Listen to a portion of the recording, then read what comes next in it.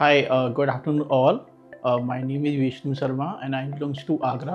2 महीने पहले मेरे को ड्राई कफ स्टार्ट हुआ था और एक वायरल फीवर के बाद मल्टीपल डॉक्टर विजिट से भी ख़त्म नहीं हो रहा था। फिर मैंने आगरा के बेस्ट लंग स्पेशलिस्ट को दिखाया। उनका नाम अनुकूल जैन है। तो उन्होंने कोई डायफ्राम से रिलेटेड एक प्रॉब्लम बताई थी। डायफ्राम की लेफ़्ट साइड में मसल्स वीक हो गई थी। ये मैंने सीटी स्कैन कराया था, उसके बाद रिपोर्ट आई थी आगरा में। उन्होंने फिर मुझे डॉक्टर हर्षवर्धन मेदांता हॉस्पिटल में मुझे रेफ़र किया था। तो मैंने बिना देरी किए नेक्स्ट डे आ गया। फिर उसके 6 डे के बाद मेरे को सर्जरी की डेट मिल गई और फिर मैंने वो सर्जरी यहाँ से कराई थी। नमस्कार। आज जिस पेशेंट की बात हम कर रहे हैं वो आगरा से मेरे पास आए थे। डॉक्टर अनुकूल ने हमारे पास भेजे थे। बेसिकली इस पेशेंट में क्या प्रॉब्लम थी, एक लंबा बुखार होने की वजह से जो इनकी फ्रेनिक नर्व थी, वो जो एक नर्व होती है जो डायफ्राम को सप्लाई करती है। डायफ्राम एक झिल्ली है जो पेट के ऑर्गन्स को छाती के ऑर्गन्स के से सेपरेट करती है, और ये वो मेन मसल या मेन झिल्ली है जो हमारी सांस की प्रक्रिया में हेल्प करती है। अब अगर सोचिए इस झिल्ली का पैरालिसिस हो जाए तो सांस लेने में कितनी तकलीफ हो लोगों को। ये पैरालिसिस होता क्यों है? कभी कभी टीबी की वजह से, कभी चोट लगने की वजह से, कभी लंबे बुखार की वजह से ये नर्व जो है, जो इस झिल्ली को सप्लाई करती है, फ्रेनिक नर्व, वो पैरालाइज हो जाती है। और इन लोगों को क्या प्रॉब्लम होती है, जिसको कहते हैं इवेंट्रेशन ऑफ डायफ्राम या डायफ्रैग्मेटिक पैरालिसिस।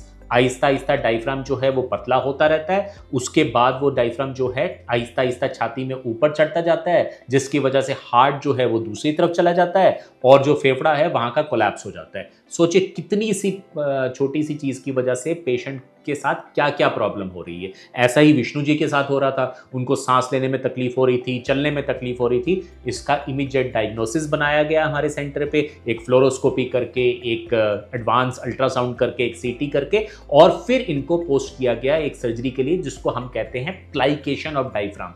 जैसे आपने देखा होगा घर में जो लेडीज होती हैं वो अपनी साड़ी बांधती हैं तो प्लीट्स लगाती हैं, वैसे ही हम डायफ्राम को सी देते हैं और दोबारा ये प्रॉब्लम कभी ना हो। मेदांता ही एक ऐसा सेंटर है जो इस प्लाइकेशन के ऊपर एक मैश भी लगा देता है, एक झिल्ली भी लगा देता है, ताकि ये रिपेयर हमेशा के लिए टिका रहे।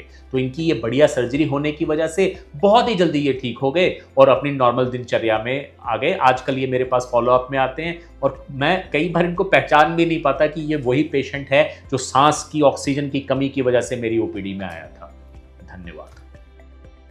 आफ्टर सर्जरी जब मुझे होश आया तो एक दिन के लिए मुझे आईसीयू में रखा गया था।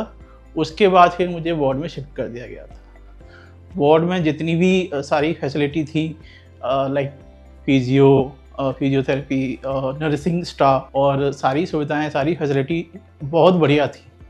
फिजियो ने बहुत अच्छी हेल्प की। डे 1 से ही वार्ड में मेरे को जितनी भी एक्सरसाइज थी वो कराई थी मेरे को, और डे 1 से ही मेरे को उससे बेनिफिट होता गया। मेरी जो ड्राई कफ था वो तो सर्जरी के बाद ऐसा मतलब गायब ही हो गया, हुआ ही नहीं उसके बाद।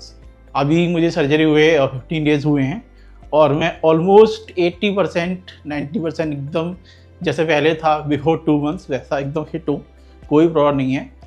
डॉक्टर हर्षवर्धन जब मैं उनसे पहली बार मिला था ऐसा लगा डॉक्टर एक फ्रेंड की तरह है। उन्होंने मुझे मतलब सर्जरी से रिलेटेड इस तरह से गाइड किया कि मुझे लगा ही नहीं कि मेरी सर्जरी होने वाली है। बहुत अच्छी तरह से गाइडेंस दी डे 1 से, और पोस्ट सर्जरी भी इन्होंने बहुत अच्छी तरह मेरा केयर की, बहुत पॉजिटिवली सारी चीज़ें की, और मैं बहुत खुश हूँ कि डे 1 से पॉजिटिव थिंकिंग के साथ मैं उनसे फॉलोअप किया और मेरी सारी सर्जरी और सब कुछ एकदम बढ़िया रहा। बहुत आउटस्टैंडिंग, बहुत अमेजिंग डॉक्टर हैं। डॉक्टर हर्षवर्धन सर को मैं बहुत तहे दिल से धन्यवाद देना चाहूँगा।